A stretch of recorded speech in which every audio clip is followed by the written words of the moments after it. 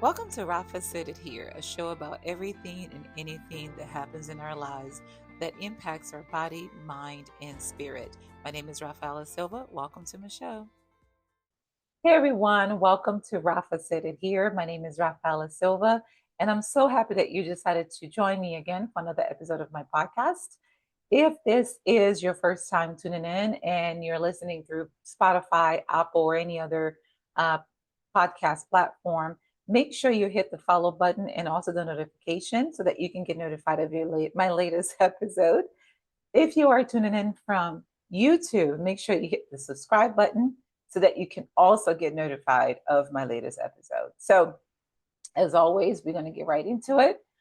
Today, our conversation is about shame, about the emotion that we call shame. Now, this is going to be perhaps a three-part series, maybe four, I don't know.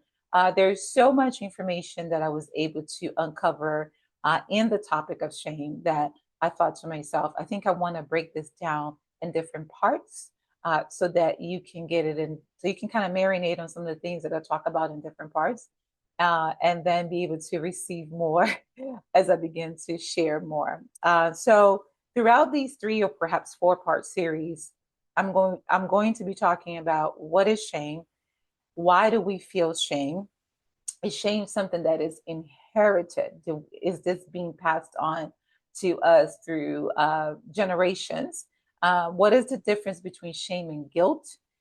What how shame can cause two polar opposites, um, and what are some of the narratives that we are kind of reciting every single day that is rooted in shame.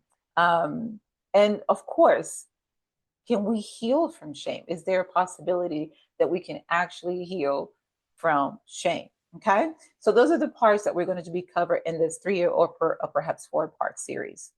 Now, to start us off, let's talk about what is shame as we all know it, right? So, shame is a feeling of embarrassment or sometimes humiliation that arises from the perception that we have done something dishonorable or something wrong or something improper or the one that we know the most immoral, right? But as I began to notice a lot of our behavior, especially my behavior, I began to see that shame was a little bit more complex than that. And what do I mean by that? I begin to notice that some of the actions or inactions that I would normally take or don't take, as I begin to kind of go deep within and begin to ask questions as to why. What when I take this action, or why when I do take this action, I feel this particular way. And I begin to realize, begin to dismantle that the rooted cause of those actions and inactions were really rooted in shame. And so I began to get really curious about, why do we feel this way? What does it come from? Is it learned? Was it taught? And I began to think about the nature of shame. Like, where did it come from? And why do we even have it? And so, because I began to look at shame as something not positive, but very destructive. And if it is such a destructive emotion, and we're going to talk about this, the two polarities of shame, why was that something that we have? And when I say this, I bring the spirituality into it as a process of evolution. Okay. So that is why I decided to have this conversation on shame. But it also made me think about um, something that I came across many years ago. It's called the map of consciousness. And this is something that was created by Dr. David Hawkins, who wrote the book Letting Go and Power versus Force. When I read his book called Letting Go, I came across for the first time to that map. Well, he created a map of conscious where he actually was able to measure through a test that us humans, our consciousness, vibrate from a level of 20 to 1,000, or has the possibility of vibrating from 20 to 1,000. 20 being the lowest vibration, or what he describes as the lowest level of consciousness, to 1,000, which is the highest level of consciousness. Now, 20 on the level 20, as it describes on his map, it is the lowest of them all. Like, which shame is the lowest of them all. And let me see if I can go ahead and share this with you guys, so you guys can kind of have an idea of what it is that I'm talking about. So if you look here in his map, he talks about shame being the lowest. I call it lowest light quotient, being at 20. And the emotion that we often feel with that vibration is humiliation, right? The way that we see life is through life is miserable, feeling miserable.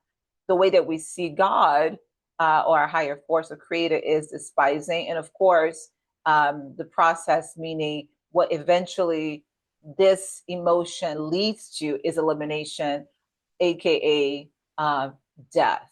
Okay.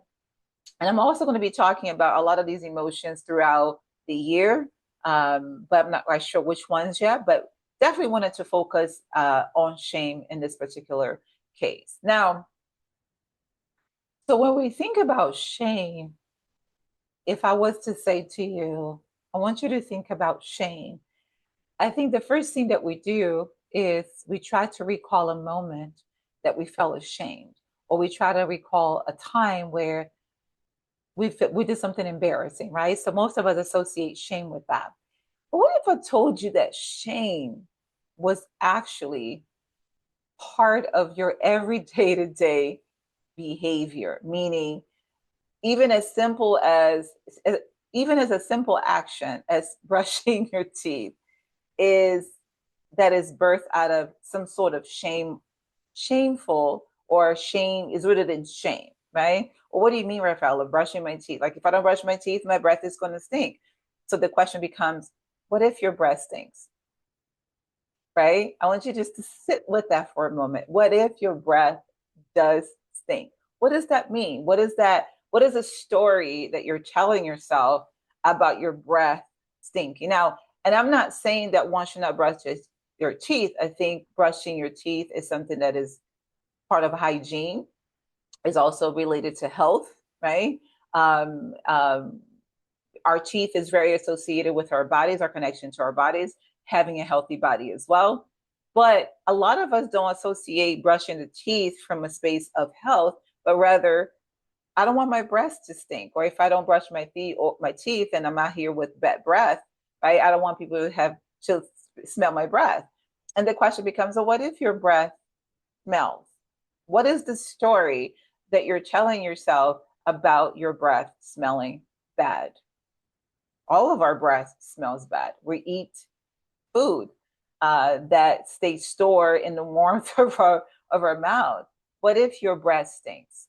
So what is the story that you think people are saying if you have bad breath, right? So all that, if you think about it, is rooted in a space of shame. Because if I have bad breath, then no one's going to want to kiss me, and no one's going to kiss me, no one's going to want to date me, no one's going to date me, no one is going to want to marry me if I don't get married. So it leads into this whole process. And if we look at it, which we're going to get into it maybe on part 2 or part 3, is that everything leads to death, right? If I keep going saying, if I don't get married, I won't have a family, I'm gonna be excluded from society, I'm gonna feel a specific way. Then all of a sudden, when you notice, you're depressed, and then you're depressed, all of a sudden you want to, think that you're not worth anything. Your sense of worth begins to diminish, and then if what sense of worth begins to diminish, then what happens? We begin to think that life is not even worth living. So imagine something as simple as bad breath.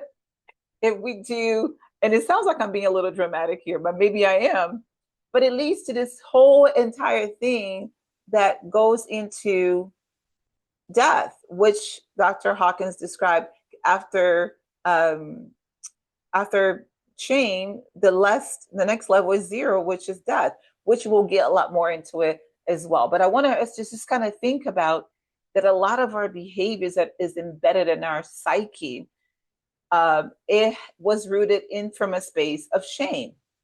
Okay. So why do we feel this emotion? Where does it come from? And why is it even there? As I began to do some research on the concept of shame, The majority of things that I could actually find were everything ranging from one religion to another. And because I know that our lives, our existence as a species is dated way beyond of any religion's beginning.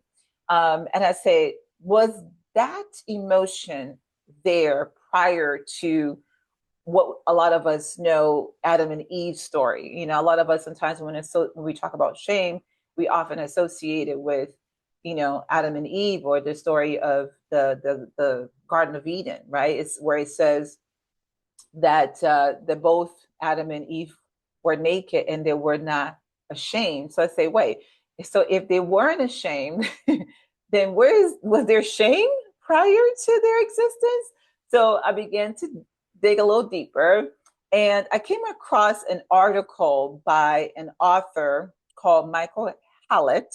He's both an author and a trauma coach, where he discusses the history of shame and also the phenomena called unconscious shame, which we'll talk about a little bit later.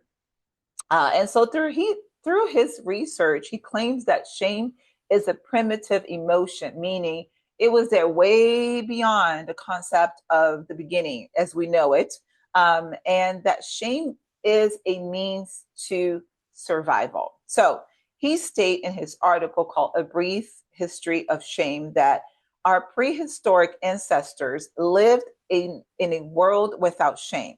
They formed foraging society, meaning they had to, you know, plant to eat, and moved in tune with the seasons. They didn't stock up food, suggesting that they had no concept of surplus or its opposite, shortage. So these are our primitive ancestors. Didn't There was no concept of time, no concept of we need to accumulate, or we're going to be without.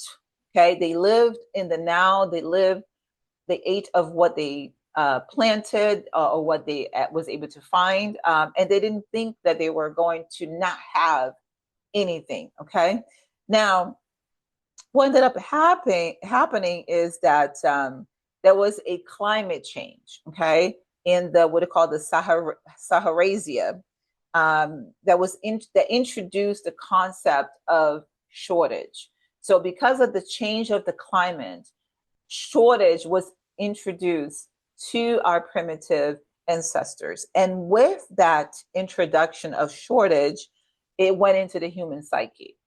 Okay. So what began to happen at that moment is that because of that introduction of shortage, we began to think about, wait, if we don't have any food, what happens? We then begin to, we're not going to survive. We're not going to make it. Okay. So then he says that the history of shame is the history of humanity, futile endeavor to accumulate enough, never to experience shortage. The real shortage, however, is not physical, but emotional. So what he's saying is, because of shortage, because of the fear of not having, the introduction of lack. They didn't have a concept of lack. That introduction then led to what he describes as the mother wound. The mother wound being Earth, Gaia itself, being the first mother wound, meaning because of the Earth went into a state of climate change where food was no longer available, that caused that first mother wound. And then we're going to talk about how the mother wound birthed the concept of shame, and also birthed the concept of what we call the patriarchal society. I'll see you guys in part 2.